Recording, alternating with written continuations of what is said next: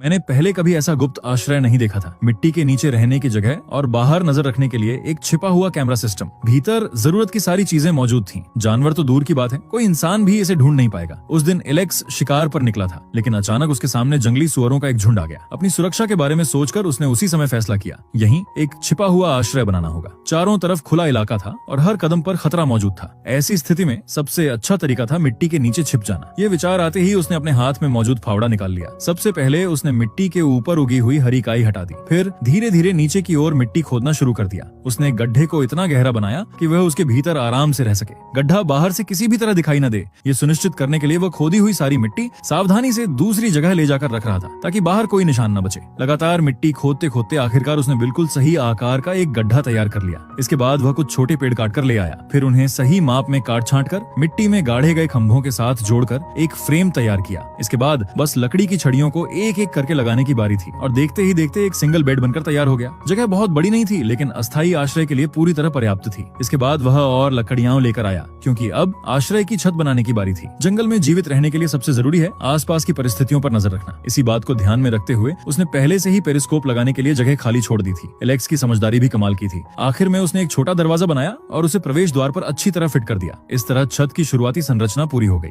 जब यह मजबूत लोड बेयरिंग लेयर तैयार हो गई, तब एलेक्स ने उसके ऊपर एक तरह का वाटरप्रूफ कवर लगा दिया। ठीक उसी समय पहले से जमा करके रखी गई काई काम आई, जो न केवल इसे छिपाने में मदद करती थी, बल्कि प्राकृतिक रूप से एक बेहतरीन थर्मल इंसुलेशन लेयर भी बना देती थी। पूरा इलाका इस तरह ढक गया कि ऊपर खड़े होकर भी कोई नहीं समझ सकता था कि मिट्टी के नीचे एक घर छिपा हुआ है। और पेरिस्कोप को भी तो छिपाना जरूरी था। इस बार एलेक्स अपने साथ एक कस्टम कैमरा लेकर आया था। ये छोटा कैमरा तूफान, ठंडी हवाएं और बारिश सब कुछ सह सकता था और एक बार चार्ज करने पर कई दिनों तक चलता था। सारी तैयारियां पूरी होने के बाद एलेक्स खुशी खुशी अपना सामान लेकर अंदर चला गया। अंदर की जगह काफी बड़ी थी। वहाँ आसानी से आग जलाकर खाना पकाया जा सकता था, लेकिन धुआं और ठीक तरह से बाहर नहीं निकल पा रहा था, इसलिए अंदर का हिस्सा जल्दी गर्म हो गया। खाना खाने के बाद एलेक्स ने थोड़ा आराम किया और फिर गहरी नींद में सो गया।